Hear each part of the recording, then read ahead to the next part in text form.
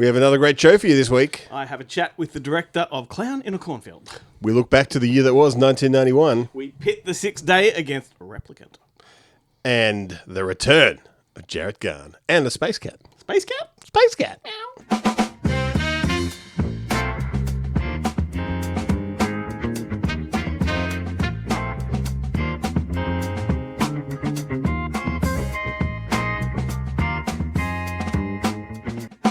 Hello, Glenn.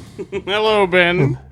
Are you ready for another fantastic episode of Good Movie Monday? I am full of pizza and ready to party, Ben. Yeah, lovely pizzas. Lovely pizzas. What did we do this week? Did we see a movie this week? You did. You saw a movie. I didn't see a movie. I did. You saw a movie. What movie did you see? Maybe we should welcome people to the show first. I thought I just welcomed you to the show. That's Okay. Oh, Jesus, she's throwing me out of sync here and out of whack. Oh my God, what's going on? I saw The Wedding Banquet. at MQFF, Yes, I did. What's that? the Melbourne Queer Film Festival. That's right. I did. Yeah. And That's with that guy from SNL. Isn't it? That's yes, the one? Bowen Yang? Bowen Yang, that's it, yeah. And he's really good in it. Like, I've not really enjoyed this guy's work very much. I don't even really like him on SNL, but I just don't watch SNL anymore. Pretty awesome in this. It's a good movie. Yeah, right. Yeah. Oh, that's good. Completely thrown me off, Ben. This is what we call the awkward show. We've been how many years now, how many episodes, and we've never started one like this. Like that. I've just gone, what do we do this week? Leave it to the big hunk of hog over here. Big fat greasy stick and piece of hog meat. That's a throwback to if you something want to nobody check knows. out all the other openings of every other show that we've ever done, you can go to goodmoviemonday.com, assuming that the what is it? The thingo is cleared up and the website works again. The website works. Turns out it was just my computer. It's just your computer? Yeah, that's right. The SSL clearance? Goodmoviemonday.com and click on through to all of the social All the medias. episodes. So the social medias are there, but the episodes are there as well. Oh, yeah, of course. If you want The to... social medias just plug the episode, so if you're already there, you might as well just listen to the episodes. Go back in time and listen to all the fantastic conversations we've had. We even had a host on the show before your tenure, mate. Yeah. Good old Keithy. I always think of him as the real host. I'm still filling in. You eclipsed him within like a season, I reckon. It was a pleasure to rest a while in Keith's seat. Shout out to Keith, former co-host. We haven't had a decent film conversation since he left. It's been a while. I always pull it down to the lowest common denominator. Mate, you're joking. Mate, spare me. Godfather is the best. I don't think I wonder if we can go back and check this, but I don't think we've talked about Scorsese since. Or James Bond. Yeah. Mate, that's outrageous. Your impression on him is spot on. It's great. We have a pretty good show. We outlined it before the credits. Before the credits, yes. You're talking to the director of Clown and Cornfield, which starts this week. This week. So Eli Craig, he's the guy that made Tucker and Dale versus Evil.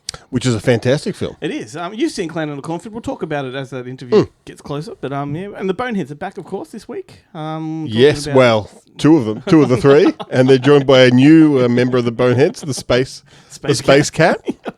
What the fuck's that? He's going to get his own theme song, the Space Cat, if he doesn't watch out. And jump on. I'm going to jump on the old udio.com and give the Space Cat his own intro. I think he's my favourite character on the show so far. Oh, I'm trying to think of the Snappy Tom song. Can we retro on that? Just put the lyrics of the Snappy Tom song into Udio and let it just. Yeah, what music do you think goes with this? With these lyrics? Comes out with like Pussycat Dolls.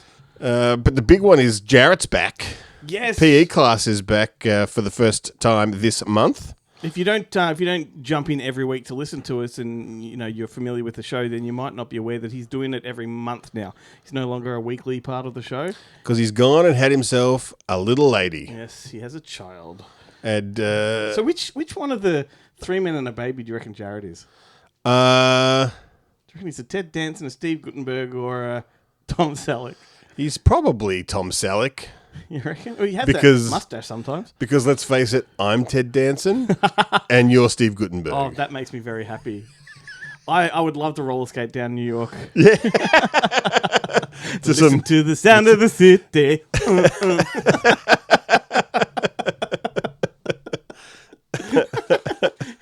He had a cartoon character that was a cat in Three Men and a Baby, didn't he? I'm the cool cat. Was that what they based the Poochie character from No, but that's what The Simpsons from? That's what James based Space Cat off, I believe. Is it? No. Oh, no, I don't know. No, not at all. It's been way too long since I've seen Three You know Men and a The little Jarret lady. segment of this episode is so fucking huge. Maybe we should just jump straight into that. Yeah. Let's do it, because I've already thrown you off and you really don't know what to say. No, we forgot that we were going to tighten the show up. And just Yeah. Cut the nerdy cinematic ramblings, which I didn't mention at the start, that this is the home of. Now it's just nerdy and cinematic. And here's Jarret. Physical media is very important, kids. One day, maybe the cloud ain't there. How are you going to watch Dogma? Being able to hold it in your hand and see the artwork and the posters and have the names, it's it's a real thing. It's such a sadness that you think you've seen a film on your fucking telephone. Get real. The coach is back, Jarret Gahan with PE class. Welcome back, buddy. Thank you very much, Benjamin. Hello, Glenn, reporting here from Home Entertainment HQ. As you can see, lots of sealed media that, unfortunately, becoming a father has prevented me from watching. But I did mention prior to this recording, I have been able to open some out of the plastic, study them like I was a 13-year-old kid picking up a CD single from HMP and just enjoying it, as it were, before throwing it in the player, which one day will happen. Who knows? Yeah, I'm just waiting for my daughter to be old enough. I don't know how old that is, like 3 months before we can pour into something like the Eric Red film Body Parts on 4K Ultra HD. That should be a bit of a treat. Well, maybe we'll do a double, the Hitcher and then Body Parts. It'll be fantastic. I found with my nieces, babies love Dawn of the Dead, the remake. Oh, I was only Love just it. thinking about that this morning. I was literally in my head this morning. I was like, how old does she have to be before I can play Dawn of the Dead? Not so much, Danny, can we show Dawn of the Dead to our daughter? Because she's going to go she's got to be 12 or something like that.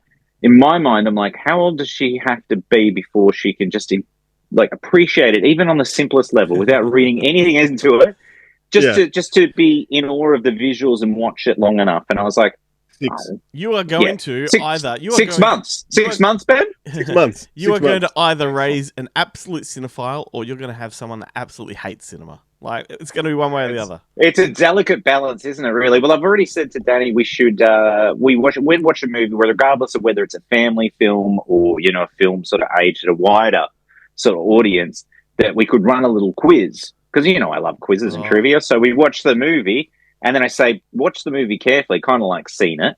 And afterward, I'm going to ask you 5 questions related to the film. Now, they all relate to things that happened in the film, but it could be something as simple as how many dogs were in this film. Don't do it. Don't do it, because I did that with my kids and they fucking could not care less about films anymore. They're like, do you remember when you used to do this to us? I'm like, oh. But I've got a reward system in place. This is where it works, right? So I do 5 questions and I do up a little board with stars or whatever, and I go, once you get this many stars and we add them up, you get a treat of your choice. That can be anything, be it, so a special food, a little gift from the toy store, perhaps a trip down to JB Hi-Fi to pick up one of your new favourite films. Anything, I'm thinking of working on a reward sort of system. You're going to crush their spirits. Let them discover it on their own. I'm determined, Glenn, because it might be the only way that I'll be able to screen some of these films for that child. Like, they might go, I'll put a Summer to Remember on. I'll go, this is one of my favourite childhood films, a deaf boy and a monkey. And she'll be like, this is old, I don't want to watch it. And I'm like, but there's some rewards in it for you, so stay tuned after the feature for the trivia, and you may earn yourself a little KFC snack or something of that nature. What you have to tell her is that basically this is just training for pub trivia when you're 18.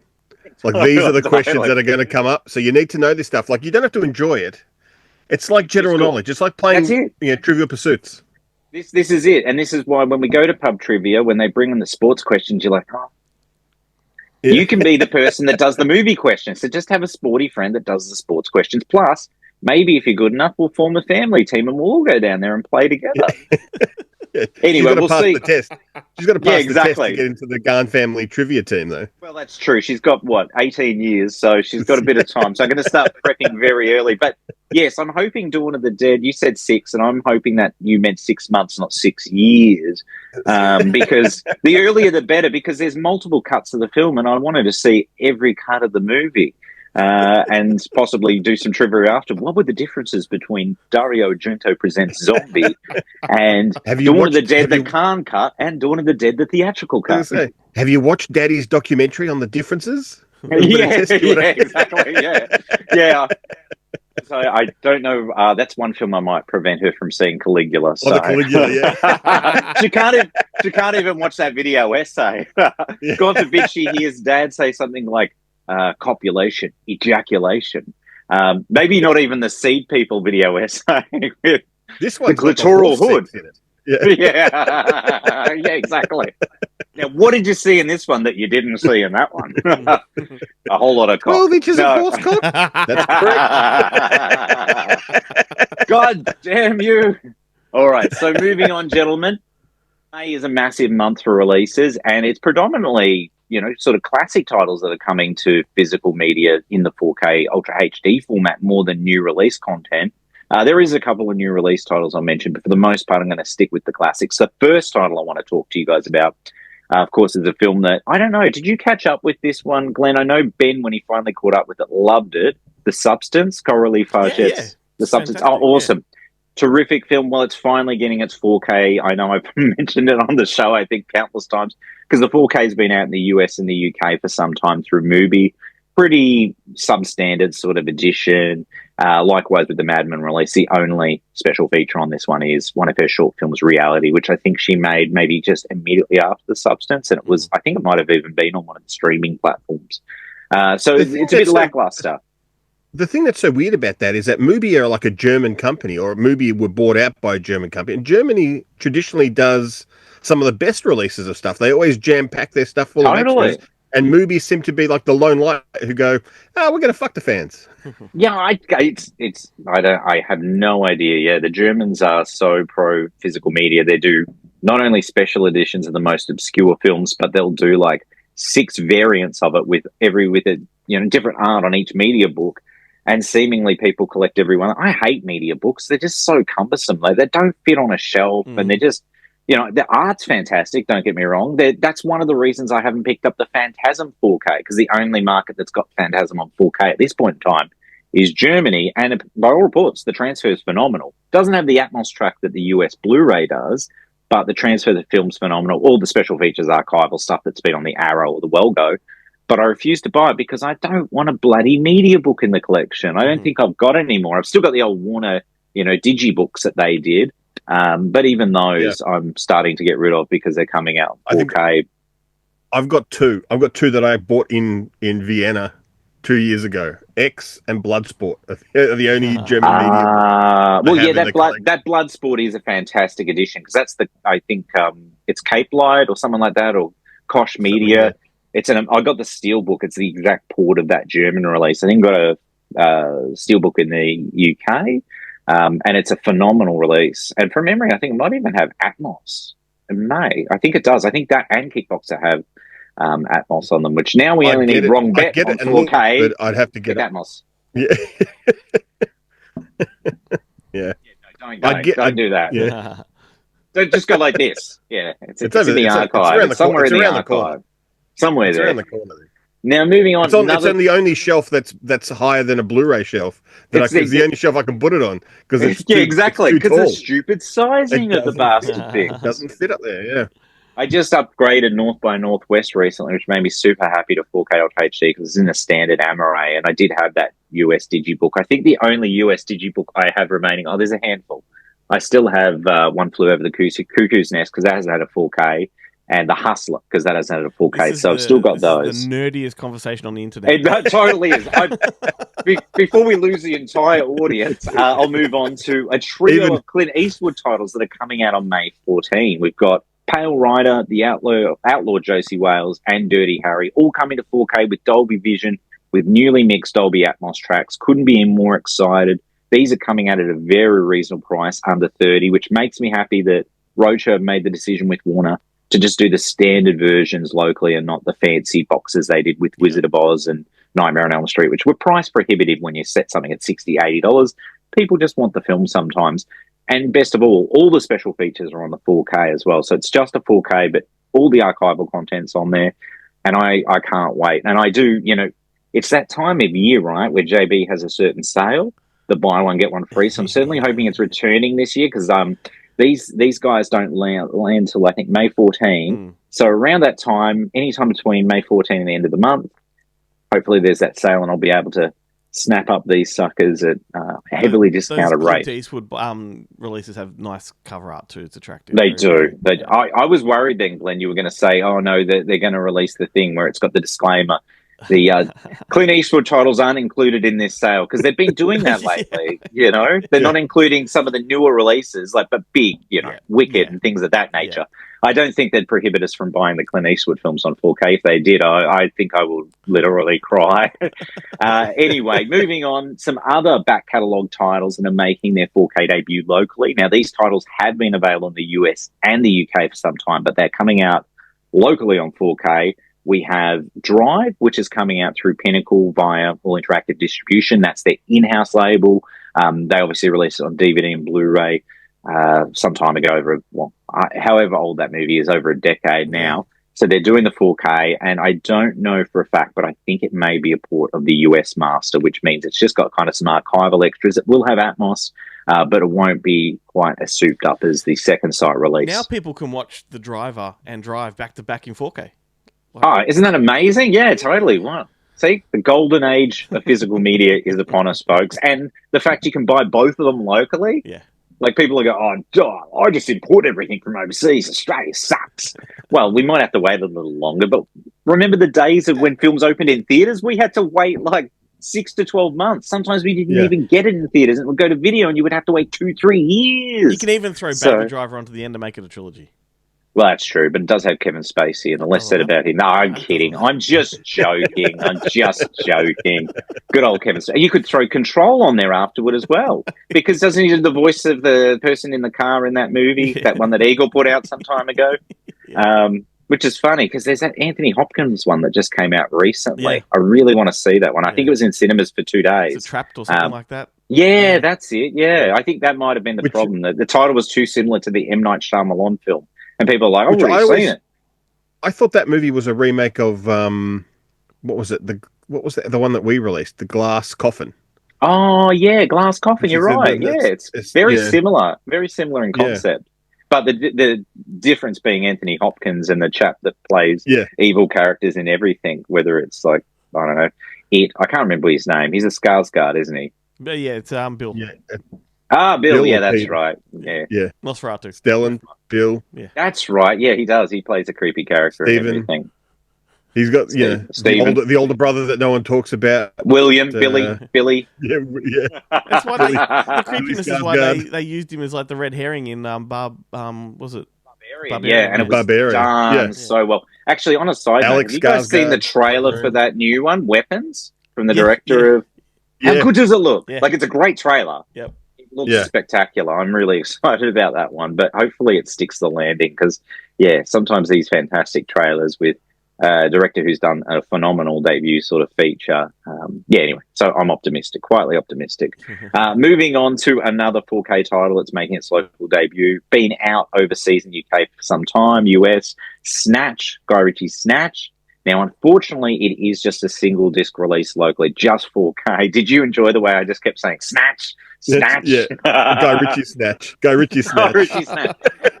AKA Madonna. No. That would have been around the same era. It would have been around that time, yeah. Anyway, before I get swept away, Snatch, single disc release, right? Just 4K, which means you don't get any special features because on the US and UK release, all the special features are on the Blu-ray. It's a bit of a bummer, but look, Snatch is that kind of film that you can just enjoy as a film. If it's got a perfect presentation with Atmos, which it does, probably don't need all that fancy special feature stuff. And if you're a fan of Snatch, more than likely you probably own it on DVD. And if you don't, walk into a Cashies or a thrift store and you'll find a copy for $1 and just throw it in the 4K case and you got yourself a deluxe edition.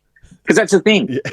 Most of those special features were all prepared in SD, and it's not they're up converting them; they're just presenting them in SD. And sometimes they look even worse when they've been put on the 4K because they haven't captured them properly, and it just anyway. So Snatch 4K locally happening now. Another back catalogue title making its way locally is Philadelphia with Tom Hanks and Denzel Washington. In fact, I think Hanks won the Academy Award for this one. He did. That was his first. Was that his first one? Yeah, back to back. Yeah, 2 years in a row. Then Forrest Gump.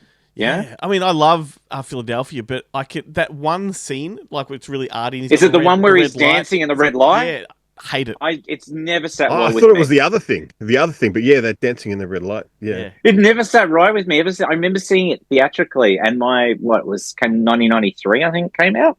And I remember as a 13-year-old, I'm like, what's all this about? Like, I don't expect to see some arty stuff in a Columbia Pictures Oscar bait movie, with Denzel Washington and Tom Hanks. What's all this about? And every time I watch it, it sticks out like a sore thumb. But that's happening locally, unfortunately, again. I was going to say, I'm still waiting for them to release the director's cut with all the hardcore sex scenes reinserted. Reinserted. Well, don't worry. Which one did he catch it from? Jenny. Oh. He caught it from Jenny. Controversial.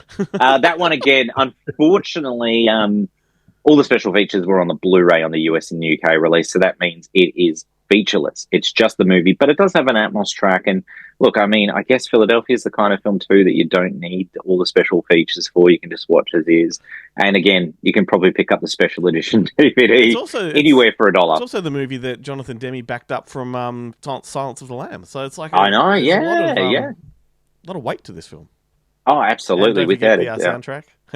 Yes, Bruce Springsteen. Clothes don't fit now, feel myself fading away on the streets of Philadelphia. And you get that in Atmos on the film. So, wow, the boss in Atmos, fantastic.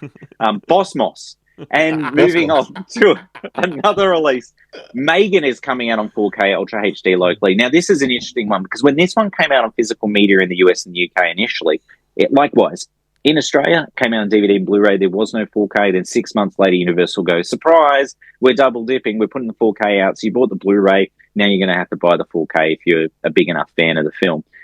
So that's finally happening locally, obviously to tie in with Megan 2.0, which looks phenomenal. But in terms of like a release, at least all the special features are on the 4K because there is no Blu-ray component. But the 4K the special features are 3 featurettes. They're marketing fluff. So you don't get a commentary, you don't get deleted scenes, you don't get anything of any sort of value. And this is that kind of title I almost see Universal triple dipping on and doing a 4K collector's edition probably around the time that Megan 2.0 comes out on home entertainment. I guess sort of we'll wait and see. But anyway, that one's happening. At least the special features are on the 4K and it does have Atmos. So pretty excited about that one. Now, the last 2 releases I mentioned for May 14, Storm Warning, Jamie Blank's Storm Warning. Yep. Favourite amongst all 3 of us. Now, Ben actually worked on this release for Storm Warning. Tell us a little bit about this release, Ben. It's got got a ton of stuff on it. Jamie recorded a new commentary. He got his son to go up into his attic and dig out all the original behind the scenes footage that they had. So he's edited together like another 40 plus minutes of never before seen kind of extra features. We had to cut it. There's a couple of things we had to cut out because by today there was no room left on the disc. There was some no. We just ratchet down the quality if there's ever not enough room on the disc. Of the extras, cop it. The extras always, if the more extras there are on a disc, the worse quality they'll be because that's where you save the space. That's why you're saving the space. That's why you always got to worry too if you're doing some special features and you're submitting the special features and you go, oh look, I'm just uploading the ProRes at the moment. It should be up there within the next 6-7 hours. And someone comes back to you and go, look, MP4 is fine. And you're like, MP4? What?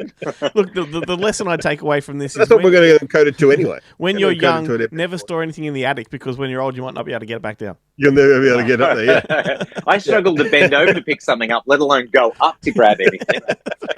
So Storm Warning, and that now artwork the ladder phenomenal. Yeah. But there's also the weight. Yeah, that's right. There's a weight limit. It's like those little fold up bicycles. Only they got a weight limit. Things can go up in the attic, but they can't come down. No, no, we've got a dumbwaiter for that. It just gets it up there, and then one of the possums that live in the roof shuffle it out. Just they just move it about. Yeah, move it about. Yeah. But it's got the soundtrack. It has a booklet, it's got the soundtrack as an extra disc. That's awesome. Yeah, fantastic. I didn't realize that Jamie put together, and it has the booklet has an essay by Chris and Tori DeRoche talking about their father that Glenn actually helped put me in contact with them to do. And it's got John Harrison kind of does like a definitive the life and times of Jamie Blanks in it, which goes through all of his time as and it's got all of his short films too. Amazing. And he's got some really Are you kidding? The short films are on the release? Jamie's short films. That's so awesome because it took me years to see the short that he'd done. What was it? The one that basically got him the gig doing Urban Legend. I know what you did last summer trailer. No, that. Yeah, but there was the short just prior to that. The one where it's number or wrong number. Yes, like that. Yes, that's it. It starts off in a video store, I think, maybe or something, and then it's it's the phone call one. Yeah. The babysitter phone call one, and it's fantastic. You can see his talent as a filmmaker. Yeah. From that very film, you're like straight away, you're like, this guy is a filmmaker to watch. He's got a great understanding of the complete medium of film, like how to make everything work, but also, just genuine suspense. That's great. Even better than that, it's got the films he made in high school with mates of his. Yes, okay. There is one that's shot there's one shot in a video store. I remember saying he sent me many moons ago. Oh, cool. I didn't realize that. This is going to be... Yeah, I can't wait. I'm sweating on this to arrive. I need it. I've got the Umbrella Deluxe one coming, which is in the nice, big, fat, rigid case with the booklet and everything. I mean, the standard one sounds like it has everything bar maybe the soundtrack. Does that come with the standard version, Ben, or is that only in this deluxe set? I'm actually not sure what decision Umbrella made in regards to the soundtrack going on to the standard edition. Because we didn't do it as a... Sometimes when we were doing the CDs as part of it, it would just come in like a little cardboard sleeve. Yeah, a little cardboard sleeve, I think in this case, they actually did it with a separate... disc tray sort of thing. Swing tray in the actual release. So it may be in the standard edition as well. Okay. But the poster and the booklet aren't, and the hard case, the rigid case, big rigid case. Does it come with an inverted bottle lid? That's what I want. Ooh, you have to. We just give you a bit of sheet metal and some pinking shears. You have to make your own hole. That's great. You make it the right size. It's like those little cutout things that they put in a Happy Meal. Yeah, they're not one size fits all. Unfortunately, you have to know. You have to know a bit about your assailant to make it correct. Measure him up before he attacks. Yeah, exactly. No, it's good. It's good. You entertained and you learn something. So informative and entertaining. Now, the last release I'll mention that's coming out May 14th, film that both Glenn and I like. Not sure if you've got an opportunity to check this one out yet, Ben. September 5. Yeah, I watched it. I've watched the trailer. You watched the trailer. Minutes of it. I watched the opening 20 minutes of it, and I was like, I need to watch this properly. And then I just haven't come back to it. It's so good. Ben, it is such a Ben movie too, because it's like that, seeing that perspective behind the scenes of the news coverage, and it's similar to killing Jews, so exactly. So no, perfect for you, perfect. So that one's coming out. That's just Blu-ray and DVD, no 4K release. Sort of disappointed there's no 4K release for that one, and I don't see it happening anytime down the track. So look, I'll settle with the Blu-ray. And look, if there is an attractive buy one get one free, I'll grab that one. Yes. Are you going to have to cut that bit? Well, no. Just if you want to meet and greet with Ben, he'll be marching down Swanston Street next weekend. Absolutely. It's just because I hate myself so much. That's all. Yeah. All right. We just have to. And you're such a big fan of the Snow White movie as well. So that's right. Rachel Zegler. You're a big Rachel Zegler fan. I have heard you talk about West Side Story in a positive light, and I don't know what your thoughts are on the new Snow White, but it sounds like you like Renee. Just in case we have a fuckwit watching, Ben does not hate Jews. It's true. It's true. Yeah. No. It took me a whole minute or something. I thought he said killing news to start with, and I'm like, oh, that must be one of those British TV series Ben likes so much. And then the penny dropped when I saw both you laughing. I go, That's not what he said. Oh shit! Have I been complicit in this? Well, I just agree. He took his black and white tea towel scarf off before. That's the problem. Off before, yeah. Totally, yes. My Arafat outfit, off the back. I should have realistically, just to avoid getting the death threats and hate mail that will logically follow that. I should have said I just love killing athletes because you don't have to worry about that. What are they going to do?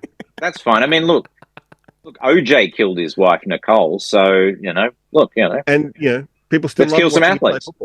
Yeah, that's it. People loved watching him in movies in the Naked Gun trilogy. Right. I'm not going to stop watching Naked Gun. Oh, certainly not. Look, you just got to appreciate it. He even got a cameo in the new trailer. That's the best.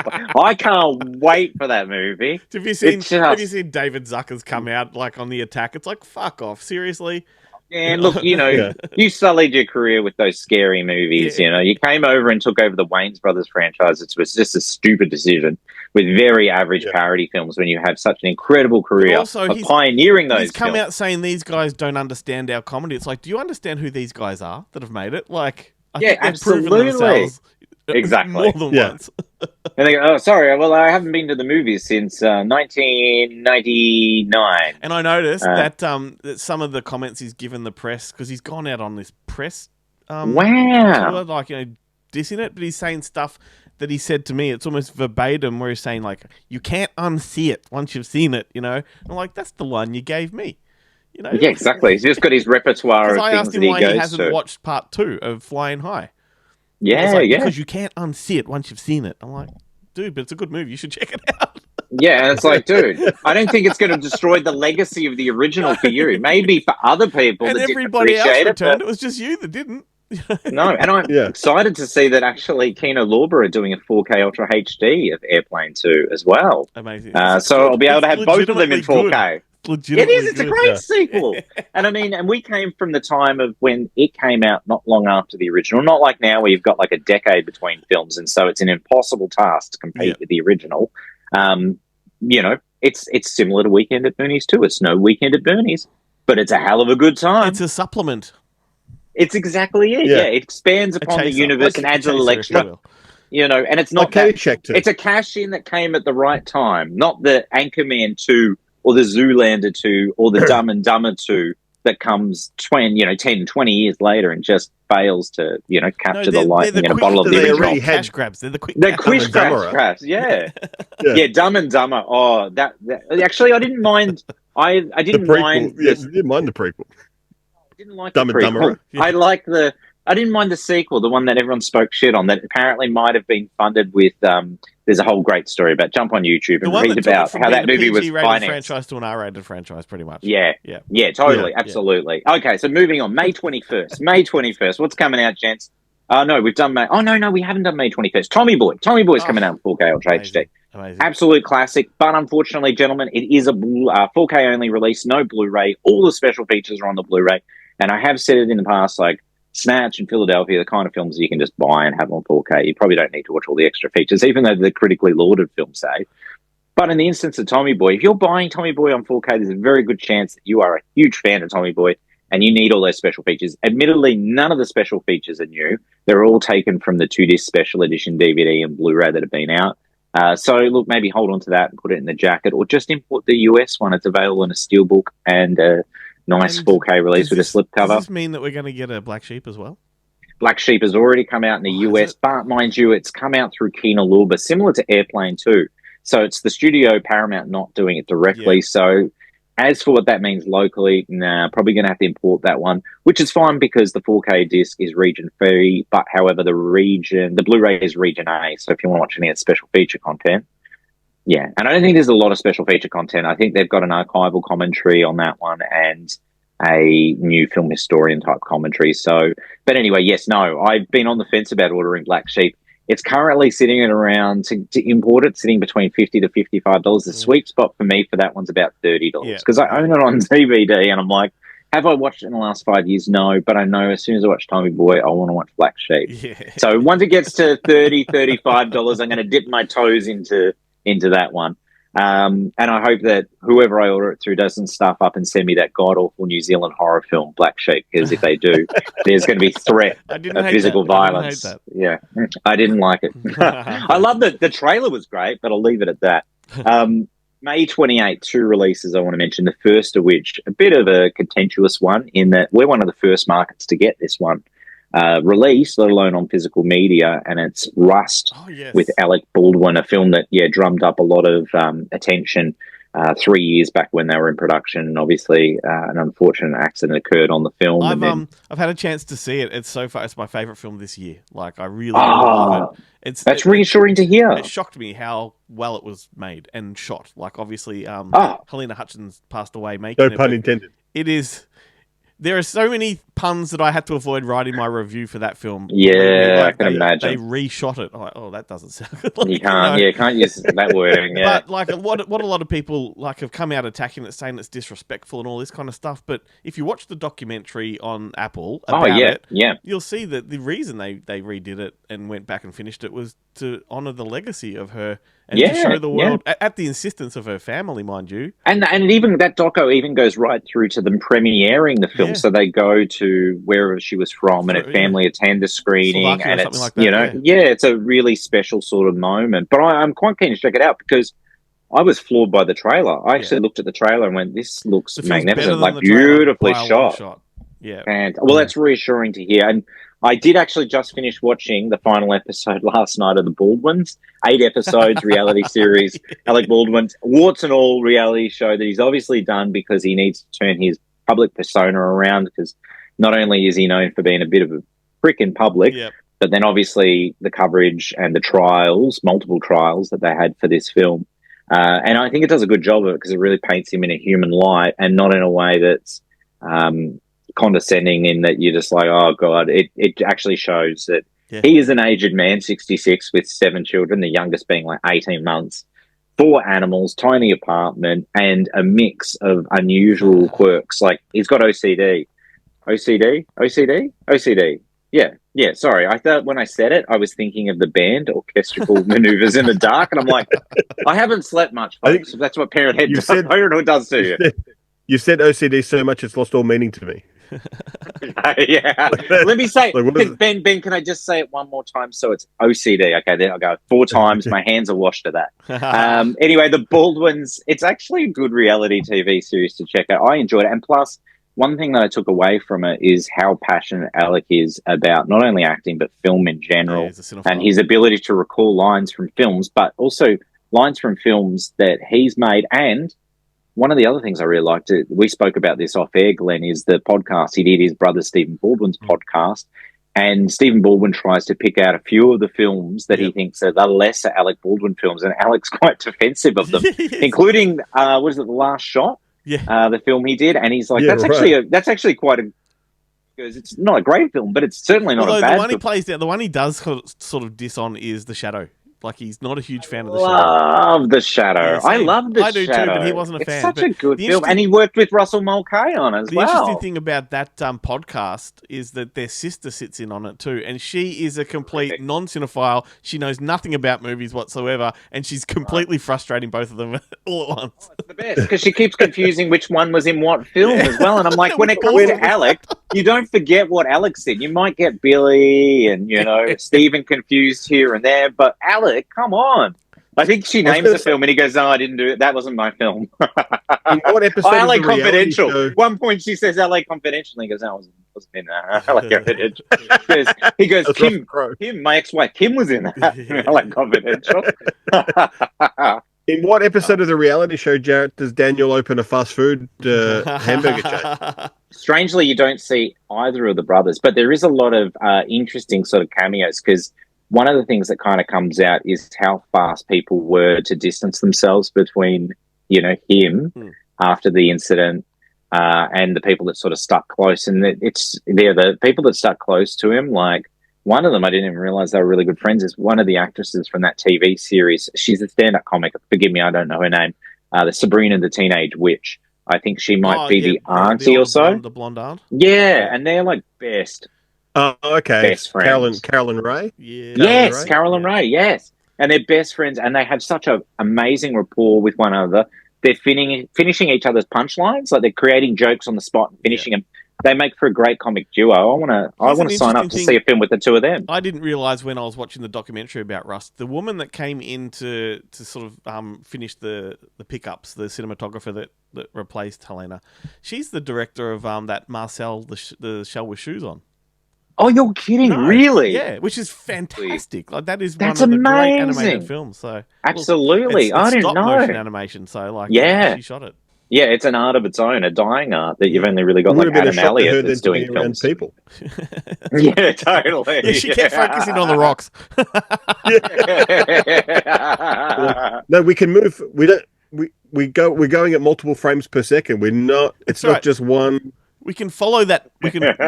Yeah, totally. Then the last release I will mention that's coming out on May 28th is Shaw Shock. God, it's a tongue twister. Redemption? It's a Shaw Brothers collection. No, Shaw Brothers collection of horror films. This one's got like Oily Maniac, Seeding of a Ghost, and Ben's favorite, Sex Beyond the Grave. Actually, I don't know if Ben's seen it, but a title like that sounds like we should get together and maybe down a couple beers and have some KFC and watch that one together. What's super interesting about that box set is that at the time we tried to acquire Oily Maniac to come out to as an extra feature. Greasy Strangler because it's very, very similar. But they would only entertain a package of like 5 films, and of course, that's the Shaw catalogue. Yeah, it's like Celestial Pictures or something that handles the catalogue or something. Yeah, and they only do those package deals. And they will only. It's really weird because they've got Celestial Pictures. I'm pretty sure it's Celestial Pictures. They have all the Shaw Brothers films and the 2 Cannonball Run films. Oh, that's amazing! Yeah, what a catalogue. Which is why Jackie Chan's in them. Yeah, what a catalogue of movies. So that one's coming out. I'm actually pretty excited about that one. I'm hoping that the good people at Imprint might send me a copy, hint, and I'll show you on a later podcast of that. But I'm dead keen. Look, I've seen Oily Maniac and I've seen Seeding of a Ghost because they had come out prior through 88 films on Blu-ray many, many moons ago. But I do believe that Sex Beyond the Grave is the first time on the high-def format anywhere in the world. So unless quite eager to check that one out. Yeah, exactly. Right, yeah. He kills me. I've got a little bit of news now. I know both of you guys know about this, but your listeners and viewers may not be, and that is that Vinegar Syndrome are going to release one of the all-time great comedies, 1999's Dirty Work, on 4K Ultra HD this month, at the end of the month. So you don't even have to wait too long.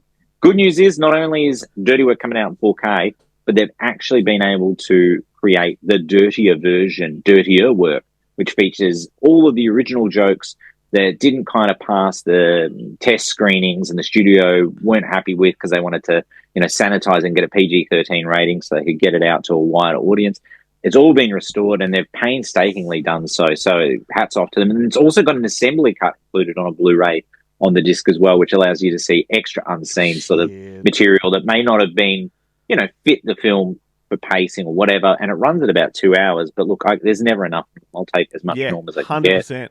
It's a shame that it's had to happen, after both Bob Saget and Norm Macdonald's passed. But I think the fact that it has happened, they're smiling up there above. Although, I know Norm's up there because Norm is was a god. But Bob Saget, some of the jokes he's made makes me question which side of is he up or down? I don't know. I'm so curious about what considering they left in Saigon Whore, Old Man and Whores. Oh, I believe in black who have sex with each other. Like all that stuff. This one, there's you do hear. I think there might be some anal jokes, a bit more anal jokes in it. Also, they actually show you what's worse than the lack of respect. They show you men in black who what is it? Who have sex with each other. Yeah. Men in Black who have sex with each other. Hey, look at that alien. He looks like a really hot guy. You better go have sex with it. Yeah. In the movie, Chris Farley has his nose bitten off by a Saigon whore, and now in real life, Artie Lang doesn't have a nose. So I think that might be why he's noticeably absent from the special feature content. But he could have done some sort of nasally audio thing where it's just got the whistle. It's like, when I was doing this with Norm... He could have patched it up and done an imitation. Yeah, dug up Roger Ebert and put that fake nose on. Put Ebert's nose on. It would have looked like Mr. Potato. all the bits and pieces. Right, Now, I'm a married spud. This thing is got a ton of special features. It's loaded with dead hookers. It's a total amazing I've never release. seen so many dead horrors in my whole life. Lord knows I have. The fact you can quote this film verbatim just speaks to the fact that it's an all-time classic. And Vinegar Syndrome have seen fit to do it. It's even got like a nice slipcase, a 40-page booklet, which everything about this. This is one of those releases. The day it comes, I think we're going to have to get a babysitter, and I'm just going to pour through this release, watch every single special feature, every cut of the film, and read the entire booklet. And I don't care how much that babysitter costs. Steve, it's going to happen. What are you doing? What are you doing, Steve? You got to come around. Yeah, Steve. The baby. Steve. No, look, she might need to get changed. No, I don't know about that. All you and need I go, is Steve, a soundproof bottom drawer. Right. I'll just have the baby monitor set up over here, and I go, look, she looks upset, but I think she's fine. Turn it off. She's fine. Yeah, that's all right. Yeah, that's all right. Anyway, gentlemen, look, that's it for me for this month. I'm looking forward to returning next month, take you through the June releases. There's some exciting releases, including Wake and Fright is making its way to 4K Ultra HD for the first time anywhere in the world, and it is an astonishing release, and I do have a copy of that coming my way. Hopefully, I might even get it before the program, so I might be able to relay some of the content that I haven't seen on that release, but we'll wait and see. I don't think so. I think I'll probably have it in time for the July episode. But anyway, gentlemen, until next time, stay physical. Stay physical. Ben let us down. It was like Hey, I was in sync it was on a trickle mine. down effect. On my end, it's 100% in sync. Perfectly synced. So- You were in sync. It's Terrific TV Tuesday, the only Tuesday TV segment that drops on a Monday. You know who's aside from Jarret, who's back? Who? Amy Sherman Palladino, the creator of Gilmore Girls and Boneheads and The Marvelous Mrs. Maisel. Her new show, Étoile, Yes, has just dropped on Amazon Prime, and I binge watched the whole series. It's an odd one. I almost watched episode 1. It's great. The problem, look, you can see it's clear that they love ballet. Mm-hmm. I couldn't care less. So it is like they spend a lot of time. I feel like it's the TV show equivalent of Julia Roberts in any movie post 2005, where at least once in the movie somebody has to tell you how good looking Julia Roberts is, and you're like, if she was really good looking, it wouldn't need to be said. All right. So I'm confused. Please explain. What is this show? Like, what's it about? So it's basically it stars Luke Kirby, who was Lenny Bruce in The Marvelous Mrs. Maisel, who's great. And he is the director of the New York Metropolitan Ballet. Yep. And Charlotte Gainsbourg is his kind of opposite number for the National Ballet in France. Gotcha. And ticket sales are down, interest in ballet is declining, so they decide to have this kind of stunt where they swap their stars. And the big names in French ballet perform in New York, yep, and vice versa in Paris. Cool. And of course, they're all super quirky and weird. Yep. But that's the essence of the show. Sure. It does. There's a lot of dancing in it. There's a lot of screaming and yelling. There's a lot of quirky characters, as there are in all Amy Sherman Palladino, Daniel Palladino shows. There's a couple of people return. Simon Callow. Simon Callow plays this kind of millionaire kind of character who's... That's all he knows how to play. His business interests are like dubious, shall we say? But he's made a lot of money. He loves the ballet, and he worms his way in. He is so fucking funny. Like, you can almost forget the rest of the show and just watch it for Simon Callow. He is so good. It's good to hear his name again. That's basically the character he played in the Joel Schumacher version of Phantom of the Opera. Yeah. He's the rich guy backstage. In the backstage, yeah. And he's great. The other person who's really great is David Haig. David Haig is like the creative director of the New York Met. And all he does really is tell these stories of what it was like back when he was a dancer 20, 30 years ago. And it's, it's all about how like dancers never recovered from the falling out of fashion of Quaaludes and stuff like that. It's he was like, I feel so sorry for young dancers. When I was a young dancer, we fucked everybody and everything. Now they're all just on your phones and no one's fucking anyone. I just want you to fuck. And he's like, he breaks down in tears because no one's fucking anymore. It's just it's a pretty entertaining show. I watched it in the space of 2 days. Because the entire season dropped on Prime, and I recommend it. I recommend you do the same thing. Awesome. Well, I've been in the mood for Yukon style shows or movies lately, like the Gold Rush stuff up in the Yukon in Canada. Because I watched White Fang. I watched a few. Wow. I watched a few Disney adventures from the 90s. Journey of Nettie Gann? No, but I did like the Adventures of Yellow Dog with Bruce Davidson, and just some fun stuff. And it got me in the mood, White Fang, for a TV show called Klondike, which was in 2014. And I thought, I really want something, because I was, obsessed with the Yukon, the Klondike, the Chilkoot Pass, all that kind of stuff was right up my alley back in the teen years. So I found the Klondike, 2014, whacked it on, 2 minutes in, wife is next to me, we both look at each other, we've seen this. So we didn't keep watching, we just left it and watched something else. But I do want to use it as a recommendation, right? Okay. So it is, it's about two brothers that travel all the way to the Yukon, because the Yukon is far away. It's not like you can just drive there. It's right up in the wilderness up near Alaska, pretty much. Yeah. And to get to Dawson City, which is where the big gold boom is, you got to get from the Alaskan border over the Chilkoot Pass, which is up a steep mountain in the snow, and then it's I think it's a 30-kilometer trek. And once you get there, it's this booming, gold town. And when you get there, it's also got Abby Cornish waiting for the boys. You've got, she actually owns a hotel full of ladies waiting for the boys. Tim Blake Nelson is there. Sam Shepard, Tim Roth. It's a really loaded cast. It's fantastic. The two lead actors are Richard Madden and Augustus Prew. From Game of Thrones, Richard Madden. Yes, I know him, but I didn't know Augustus Prew, and he's really good in it too. He's the sort of the less irresponsible of the brothers. Right. Yeah. Anyway, it's just their adventures of trying to get lucky in the Yukon as far as gold lucky, my friend. I know where your mind went just now. I've been throwing out Klondike. Do you know in Canada, a Klondike bar is an Eskimo pie.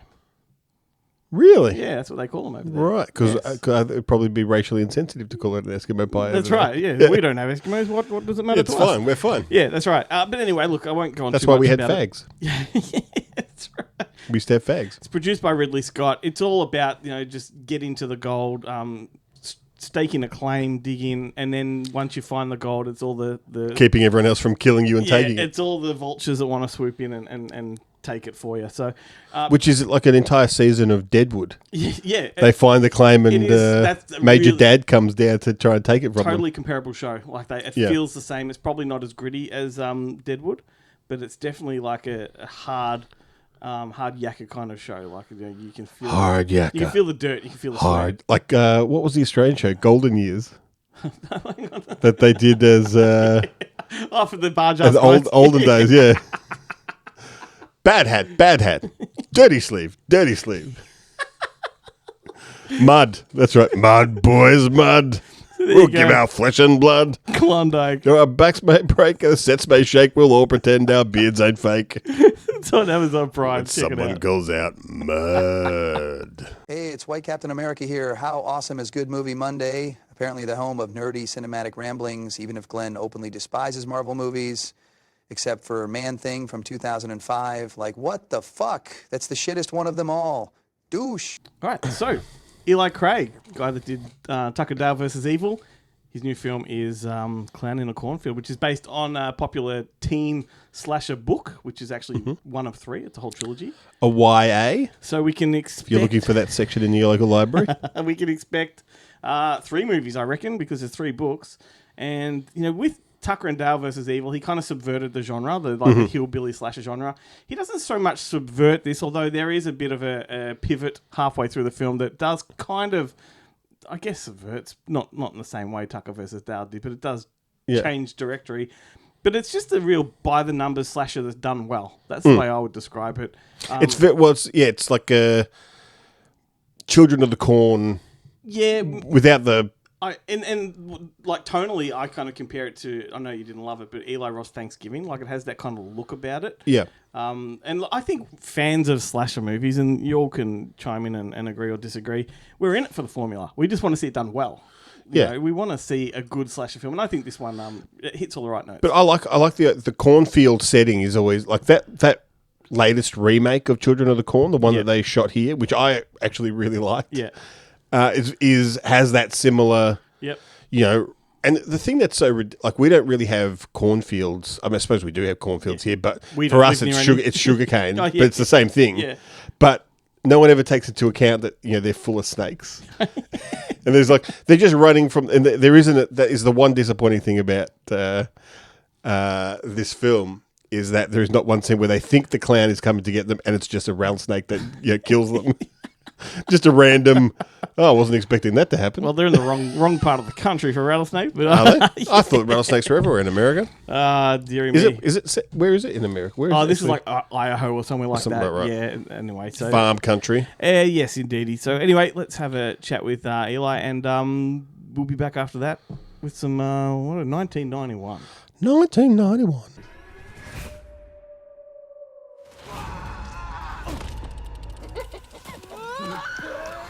Good to meet you, mate. Nice to meet you as well. This movie is topping my favorite horror films of the year. It's great. Love it. Oh, awesome. Awesome. Where did you see it? I saw it in a screening ahead of this, so in a private cinema. Was there a crowd? I had a good handful of people, and like we were reacting to it. I had my podcast co-host next to me, and we lived for this shit, man. Like, so we were completely in our element. Yeah, amazing. Absolutely. Like it when it premiered at South by. Oh, anyway, we'll get into the conversation. I'll hold it for the conversation. No worries. Well, I want to ask. I'm glad you've got that poster behind you because I wanted to know when Tucker and Dale versus Evil came out. Were you, and when it became a cult hit, were you like hit with a barrage of horror offers from people? Not really. I mean, the way Tucker and Dale became a cult hit was such a slow, steady trickle. Yeah. First it hit it hit a few film festivals that were onto it, and we went to Sundance and just tore Sundance down. And we went to South by and won the audience award at South by. Mm-hmm. But then it kind of languished a bit, and a sale wasn't made by my producer, and then like it took basically a year for it to get distribution. And when it finally did get distribution, it didn't have much advertising. Yeah. And so like the world at large had never really heard of it, but there was this small like group of fanatics that already loved it. Yeah. But the studio system was not onto it, right? Like the studio system, the people hiring people in Hollywood had no idea about Tucker and Dale or who I was. And they would be like, what? And it took years for all of a sudden it got to Netflix. And all of a sudden, a couple years later, I found like people calling, like all of a sudden I sold my movie Little Evil to Universal, which was its own headache because then Universal wanted to beautify my script and change everything, you know? But eventually, yes, there were some horror films reaching out to me, but it's such a specific tone. And I don't think people knew whether I was like a comedy guy or a horror guy. Yeah. And so I've never found it super easy to like set up my own films. I hope it'll get easier because I'd like to make more films, but it's always been a bit of a grind, to be honest. Man, well, I hope you get to make more films too. So how far into development was Clown in the Cornfield when you came on board? So there was a book and there was a first draft of a script by Carter Blanchard that really had some awesome action moments and had the central elements of it there. And I spoke to the producers and talked about me doing a rewrite and coming on board and how Clown in a Cornfield I thought should balance this really gruesome action-y horror with light levity and comedy, and that how I would try to tackle that. And I think they were intrigued by the idea. I know Marty Bowen is a guy who likes genre mashups a bit and some tone shifts within films. So he trusted it to me. And then I was kind of blessed enough to be able to really do my own thing in production and cast the people I wanted to cast and tell the movie the way I wanted to tell it. So that's fantastic. It was pretty cool. That is fantastic. So when you picked up the book and read it for the first time, was there anything in there that immediately caught your attention, or even perhaps posed an exciting challenge for you that you thought that's going to be difficult to adapt? Well, exciting and challenging kind of go together, right? Yes, 100%. I mean, there's the main twist of the movie, the main plot twist is also a plot twist of the book. Yep.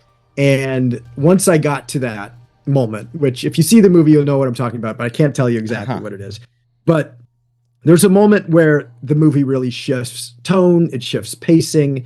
And I thought, let's go take a big swing at this and lean into the sort of tropey horror pacing, really establish the characters. Maybe it's not as heightened humor also in the first half, but I take my time with the characters and then make this pretty big tonal shift for the second half of the movie, and where everything goes kind of haywire. Mm-hmm. And that was the challenge, right? Like, are people going to be on the ride for this shifting tone? Are they going to be pissed that it's changed? Are they going to feel like it's too slow in the beginning? So you kind of don't fully know how it plays out until it's in theaters. And I mean, from what I've seen so far, it seems like people are on the ride, but you tell me. 100%. Definitely I think when it comes to horror movies, particularly slasher movies, fans of the genre, they obviously they want all the fun, expected stuff. They want all the tropes.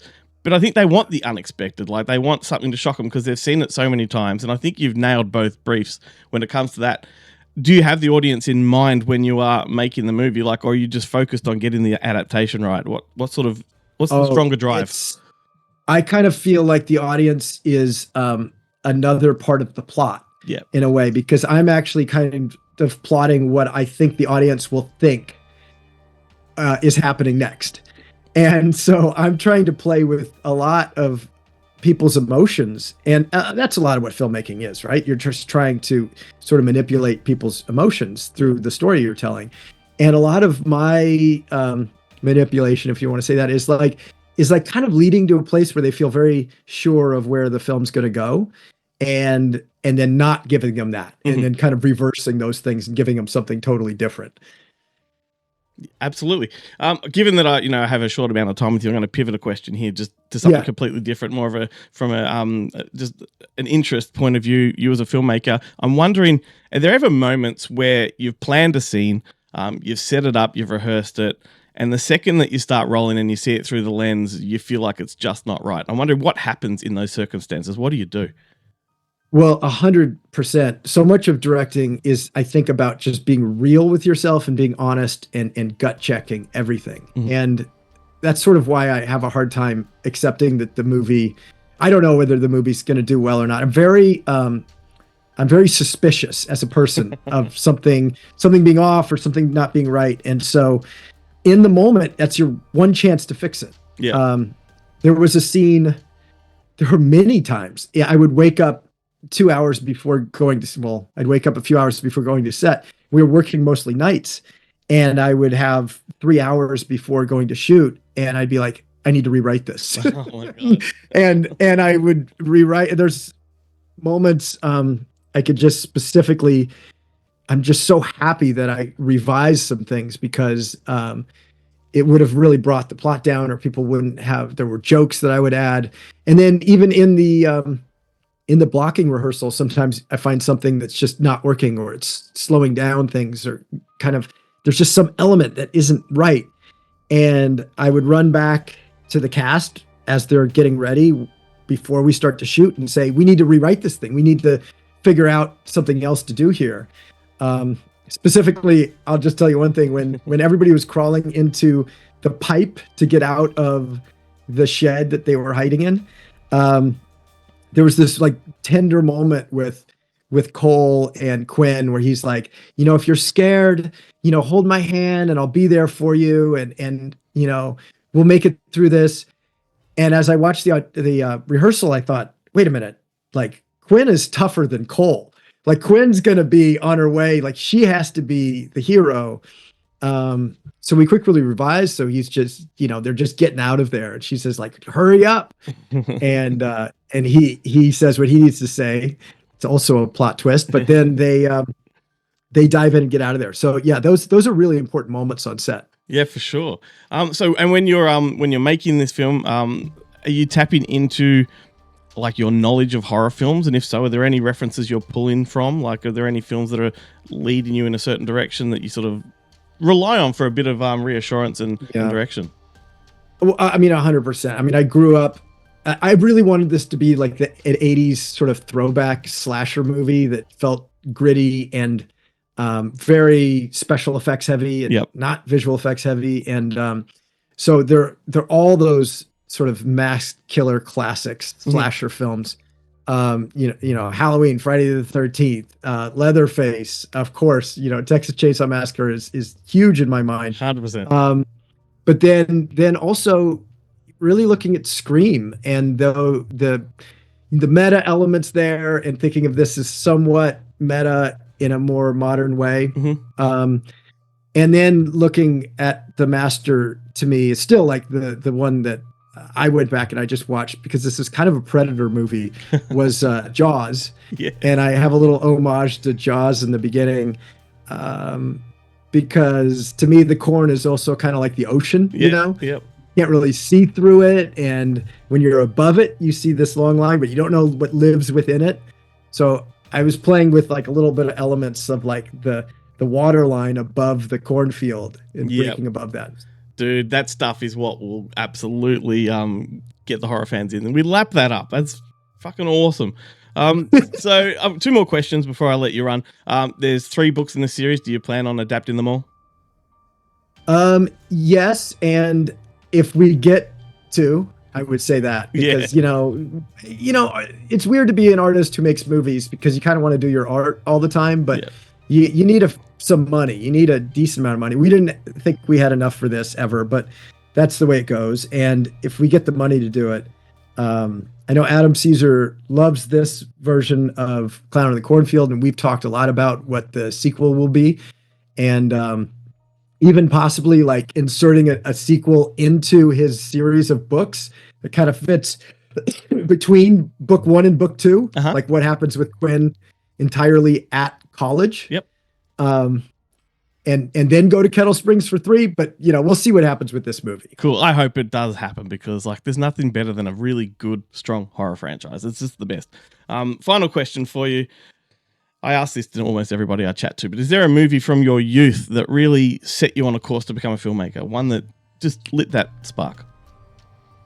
You know, for me, there's a bunch. There's a bunch. I think that I had a Demented spark kind of lit early on in my life when I watched things way too young, like The Exorcist, and thought, like, how can anybody even make this film? Like, I thought about it for years. Like, I would see Reagan, you know, flipping out on the bed and thinking, like, I was just so gutsy.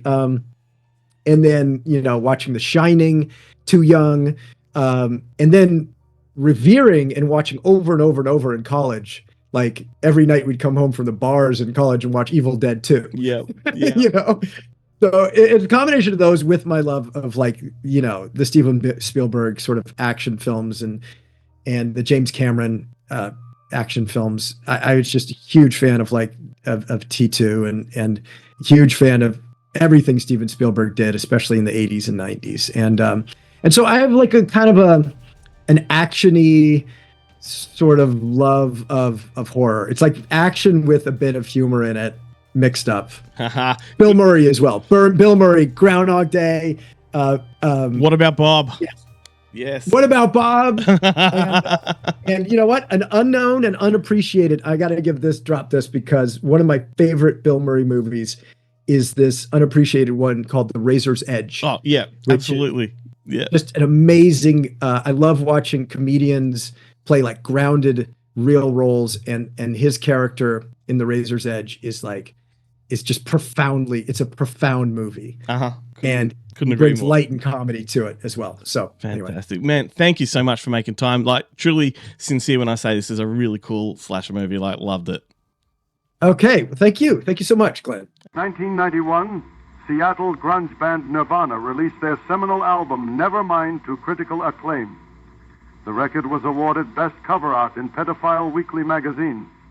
You remember last week when I did when we did 1990, and I said instead of listing all of the films, yes. I'm just going to talk about the films I haven't seen. I had I couldn't do it this week because I've seen the majority of them. This is a good year. So 1991 is... For people our age, this is a good year because we're of the age where we're really invested in good, bad, all kinds of cinema. Yeah. But you're right. It's an interesting year. It's an interesting year. So let's go through. We'll do the top 10. Well, there were so many films this year. I didn't even write them all, and I've already got too many. Yeah. Go for it. So number 10, Hot Shots. Yes. Number 9, Cape Fear. Number 8, Addams Family. Number 7, The Naked Gun 2.5, The Smell of Fear. Number 6, JFK. Number 5, this is outrageous, Silence of the Lambs. Number 4, Hook. Admittedly, I have not seen Hook. That's great. Beauty and the Beast was number 3.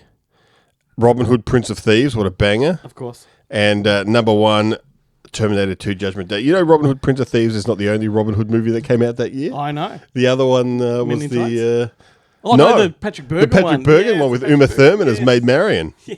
And Jürgen Prochnow was just some random guy that's not the Sheriff of Nottingham or Prince John. I always felt so cool because I had that copy, and it's like everyone knows Prince of Thieves, but you don't know this one. Yeah, like you haven't seen this one. Yeah, you haven't seen this one. If you're a real movie fan, you've seen the Patrick Bergen Robin Hood. And it was like when Kenneth Branagh's Frankenstein came out, and there was the Patrick Bergen's Frankenstein. Yeah.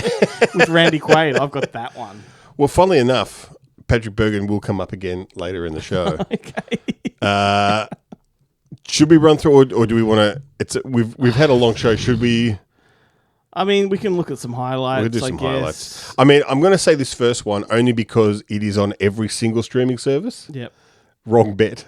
Okay, Lionheart. Right. It is the stalwart of every number one on my list. Yeah, because it came out, in January of that year. Right. But it is when you're, it's like back in the day when you went to the video store, you'd check if the video store had chud, you knew it was okay. Yeah, that's right. If they didn't have chud, you're like, this isn't a real video store. Let me do this. So, I mean, obviously all these movies probably mean something to me, but I'll just scan through, list some that really mean a lot to me. Okay. And then we'll do our personal favourites and all that. So you got Warlock there, that definitely does. Silence of the Lambs for me. King Ralph I'm a big fan of. Bride of Reanimator. The Doors was a big one for me. I guess I could... Drop Dead Fred, definitely. Toy Soldiers, massive. FX2. Actually, Switch was one that I was big on back in that time. Ellen Barkin and Switch, Problem Child 2, Bill and Ted's Bogus Journey. Boys in the Hood, I thrashed that on VHS. Highlander 2, People Under the Stairs. What else have we got? You said Hook, Last Boy Scout, Father of the Bride. This is so many. Look, La Femme Nikita came out this year. Bride of Reanimator. Yeah. Career Opportunities, Rambling Rose, the movie that taught me about masturbation, The Taking of Beverly Hills, Curly Sue. Curly Sue came out this year. Watched it last week with my wife. What a fucking banger of a film. It's a wonderful movie. Jim Belushi's so appealing. That's what put me onto it. Yeah, right, because we were talking about him last week. Yeah. Sweet Talker, the Brian Brown film that only myself and Mark Hartley seem to know about. Once Upon a Time in China came out this year, and that movie... I have to say, I love the theme song. Mm-hmm. I've tried to watch it 15 times, and I always just go, nah, I can't be bothered watching the rest of it. It just, I don't know why, because it is like visually stunning, but couldn't give a shit, which is a real shame. But the big one, that came out this year, I mean, there's so many more, but Ricky O, the story of Ricky. Of course. It didn't even cross my mind when thinking of what's Ben's favourite from this year. That didn't even cross my mind. I'm going to say, okay, I've got yours. Okay. Yeah, I think I've got yours down. All right. Don't look, though. Don't look. All right. Do you want to guess mine first? I'm guessing yours is Mannequin 2. My wife might have something to say about that, but no, not at all. Not at all. So you only guessed one? I guess like 3 for you. Oh, okay. Well, I can maybe Proof. No, but that's a good guess. I used to love that. Used to love Proof. Drop Dead Fred is the other one I would have guessed for you. No, but I put Drop Dead Fred on your list. Yeah, right. Yeah, no. I also put Hudson Hawk on your list. No, although close. And I got to switch one out because I know you didn't put Terminator 2 on there. So I am going to say Child's Play 3. No. I would have thought that you would have said Beastmaster 2 because it's Jim Wynorski and it's fucking excellent. No. Did you do Necessary Roughness?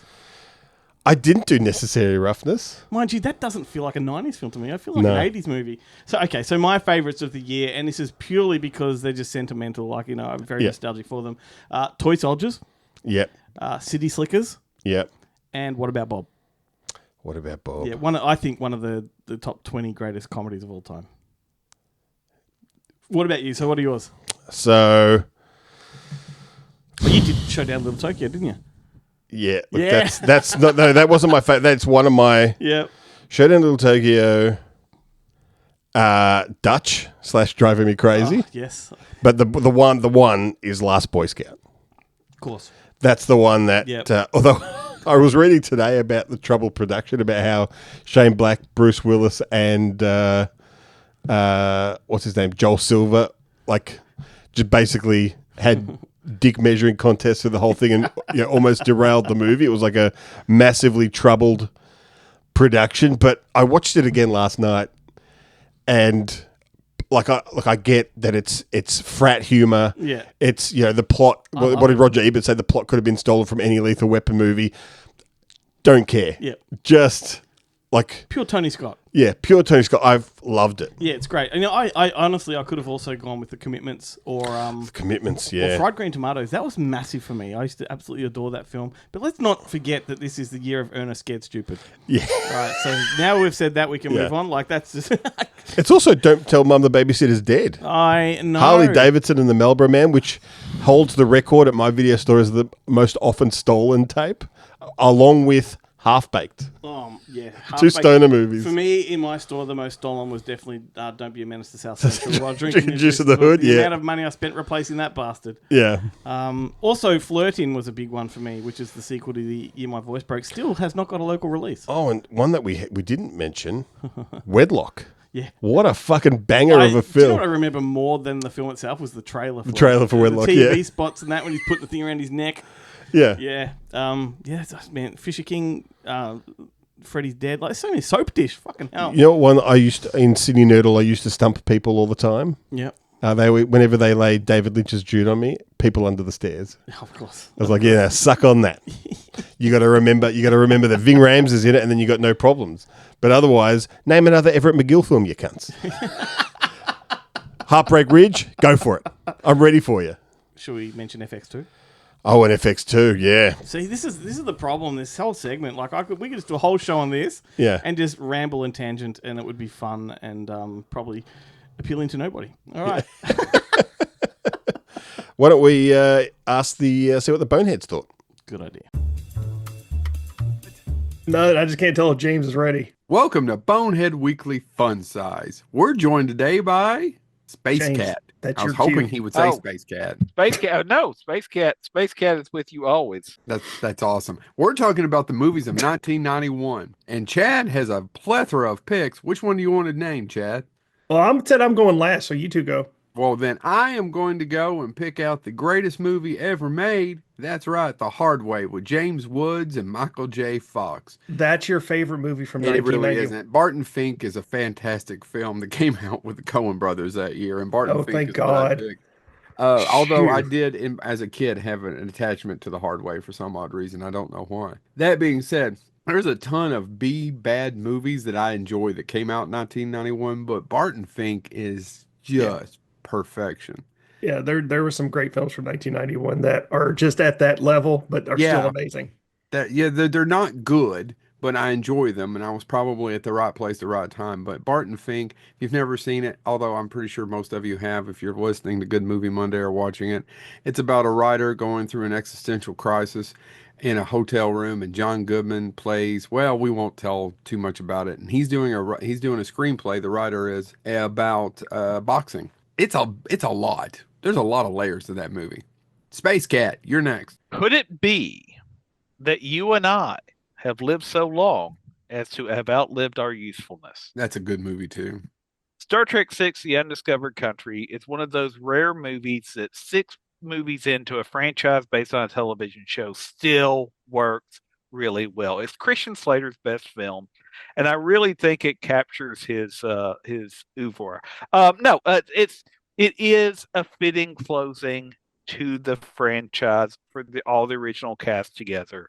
I wish we got another one. And them really going, closing out the final thing. It just really works well. Star Trek 6, I know I'm a Star Trek fan, so I'm biased, but I think the political intrigue, the idea of the end of old hostilities, the way it ties into the Cold War, it is the golden eye of the Star Trek franchise. Chad. So I damn you, Ben and Glenn, because this was a true struggle for me because it literally is a 4-way tie. I have a hard time in 1991 telling you what my favorite movie was because there's just 4 amazing films. But if you're going to make me pick one, I'm probably going with Oscar. Sylvester Stallone. I truly love this film. It is just madcap. Which is funny because Stallone doesn't. Yeah, I know, and I don't know why. I think it's Sylvester Stallone's best comedic performance. And it's directed by John Landis. I mean, it's one of these movies where it's just constant, like it's bang, bang, bang. It goes back to those movies like, His Girl Friday, things like that. It's just constant, just hit after hit after hit, and everything makes me laugh in the movie. And it's got such a great ensemble cast from Peter Reigart to Chaz Palminteri to, oh my God, why am I forgetting Tim Curry? Tim Curry, thank you. You're welcome. Can I guess Chad's other 3? Yes, I will. It was Harley Davidson, the Marlboro Man, Hudson Hawk, and Johnny Slade. I actually loved Harley Davidson and the Marlboro Man as a kid. Hudson Hawk was in the top 4, but I just want to give a special shout out to Delicatessen. Delicatessen is a good one. I want to give a special out to Naked Gun 2.5 and Hot Shots. Yeah, those are great. Yeah, all right. This has been Bonehead Weekly Fun Size. Fight. All right, Glenn, this was your movie battle. Mm-hmm. 6th Day versus Replicant. I'm assuming because they both deal with clones. Yeah, they're very similar films. I didn't realize, I probably knew, but didn't really click until I watched them last week in preparation for this, that they both starred Michael Rooker. They both have Rooker, yeah. That was weird. And the other thing about this is I thought I had a clear winner in my head. Nope. I watched them both back-to-back same night. One is a clear standout, and it's not the one I thought it would be. So that's weird, because I watched one and I tried to watch the other, and I like you with Private Lessons last week, I was like, I just can't. This movie sucks. I hate it. Was that Replicant? Yeah. Yeah. That was the one I thought was going to be the clear winner because I love Replicant. But watching the 6th Day, clear standout, much better film. It's so good. Like Tony Goldwyn is just great as a bad guy. It's such a it's almost like a riff on Total Recall. Like totally. Much Total Recall in this movie. Yeah, totally. Yeah. And Rooker is much better as a bad guy. Like him as the cop who cares too much, and you're like, come on, Rooker. We've all seen Henry Portrait of a Serial Killer. We're not buying it. And look, I love Van Damme. Don't get me wrong. Yeah. But he shouldn't go full retard. And when he's cloned, not only is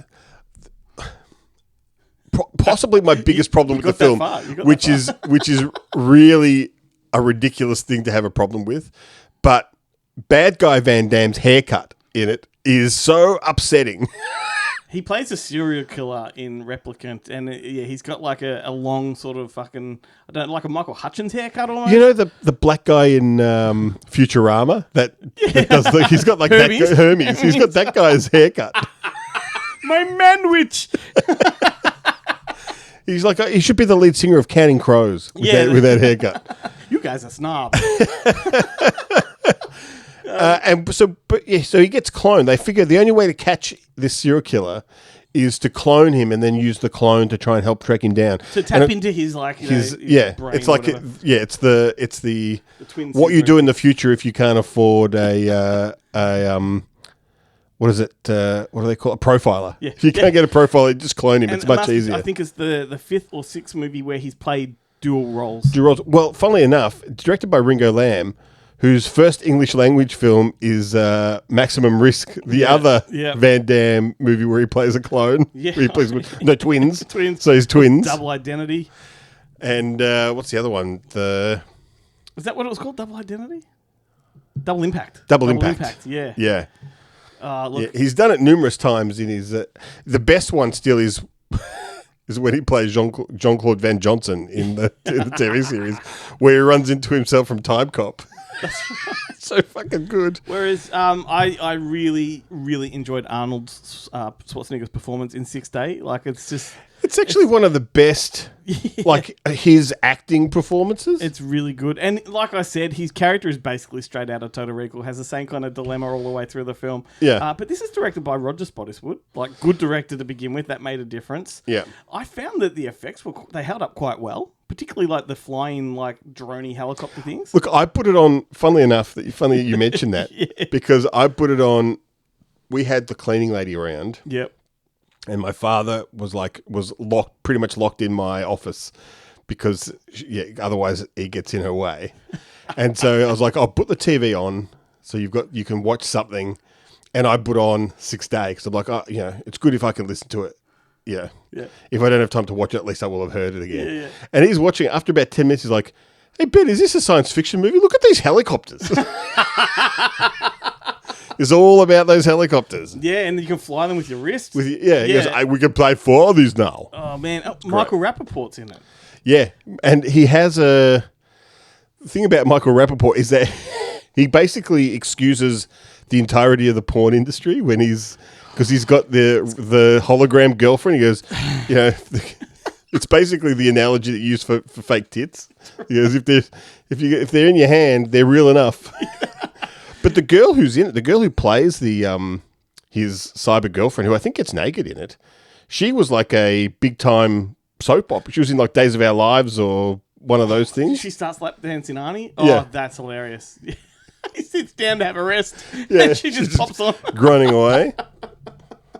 Yeah, look, so the clear winner for me was 6th Day. I think it's just Yeah. it's a really tight film from start to finish. The twist is good too. Like, the terrorists at the start, their motive, which is revealed later in the film, like it's kind of full circle moment, and it makes sense. It's well It's one of those things, though. I have to say, like, I get the idea of not wanting to create oligarchs. But on the other hand, like, if I was able to take advantage of cloning, I would have just cloned myself. I wouldn't. I'd still be in my 20-year-old body. 100%. But so just the whole what's the word? Social justice, terrorism, like the stuff in this film. I just thought it was quite well handled. And Replicant, the only good thing that really struck me about Replicant is he's dressed as Ernest through so much of it. He's wearing the cap. He's got the blue. Yeah. Okay. Well, that was a clear winner. That was a battle was over before it began. I thought you were going to 100% be pro Replicant. I came at it expecting I would be. Chapeau-pow! Time for some not so rapid recommendations. This week, I'm going to go first this week because I have chosen a film from 1991. It's one that we didn't mention in the list, but it does have the Patrick Berger connection. It is Under Suspicion. Excellent. Right. Directed by Simon Moore, who wrote things like Traffic and The Quick and the Dead and stuff. It was his directorial debut. It stars Liam Neeson, Laura San Giacomo, Kenneth Graham, and Maggie O'Neill. And it's set in England in the 50s, and Liam Neeson plays a private detective who specializes in divorce work, but not the kind of divorce you think. Okay. Because in Ireland at the time, divorce was illegal. The only way you could get a divorce was if you caught your partner having an affair. Yes. So these people would basically pay Liam Neeson to help them set up fake affairs and then, take pictures of it so then they could go to court and say, well, he's been having an affair, so we need to get a divorce. So is he like the arranger, or is he actually the guy that has the affair with... No, it's his wife. He sets his wife, they're not actually having an affair. He books them a hotel room. Yep. They go up to the hotel room. They both get naked into the bed. And then at prearranged time, he knocks on the door with a maid or a butler as a witness. And he takes a photo of them in bed. Okay, but what I'm saying is Liam Neeson like the witness every time? He's the photographer, but it's whoever works at the hotel is the witness. So he's unconnected. He's the guy that keeps, that keeps rocking doing up it. in all these fucking... No. It's whoever works in the hotel. And then, of course, one time he goes to do it, and when he opens the door, both his wife and the guy are dead. They've been brutally murdered, and of course, all fingers point to him. Yep.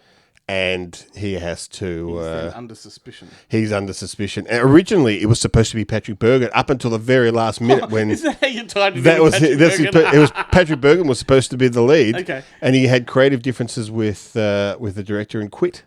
Okay. But it is an excellent film. Definitely worth checking out. I don't want to spoil anything. I won't even tell you how Laura San Giacomo gets into it. I will say the one thing that is disappointing is that Laura San Giacomo once again avoids showing her boobs. Very disappointing. Well, I'm gonna compensate that with boobs. All right. Oh, You're fantastic! gonna be very proud of my recommendation. But firstly, I wanted to say, Is it private lessons? I used to You've always, rethought about. You've I used rethought to it. always confuse Patrick Bergen with Tom Berenger. Like they just used to always crisscross in my mind, and He's you'd like the say English- Patrick Bergen, and I'd yeah. have the wrong face in my head. Yeah. Anyway. I mean, they're pretty similar. Yeah, and the same caliber. Yeah. There's just one usually had a mustache and the other doesn't. That's right. Anyway, I'm going back to 1979 for a sex comedy the called year of our birth. Gas Pump Girls. Hoo-ah, your mother is a hoo-ah. What a great film. What a great film. I hadn't seen it before. I knew of it and just assumed I had seen it, so I've not bothered going back to it. And I thought, fuck it, it's on Amazon Prime, I'll whack it on. 5 minutes in, I'm like, no, I haven't seen this at all. And firstly, like that's one of the earlier scenes where they're singing that, right? And I'm like, this is great. It's basically Grease with tits, right? That's pretty much what the film is. And it's one of the Lerner brothers. Yeah, it's not Michael Lerner, it's the other one. I've got him written down here. Who was it? Ken Lerner. Ken Lerner, who you'll know in movies. I'll flash him on the screen now. I'll flash him on the screen as he is now. He's the as reference, he's the lawyer in The Running Man that he writes the contract on and stabs him in the back. So here he is now, and then here he is in Gas Pump Girls. So you can see it's kind of like the Chris McDonald in Grease 2 versus Shooter McGavin. Like it's the same kind of thing. Yeah. I just love the movie, and what I found really odd about it, because clearly it was kind of trying to be a bit of a Grease thing, because you had the vultures who are essentially the T-birds, but then you just have suddenly out of the blue the lead character actress just starts singing a song. Yeah.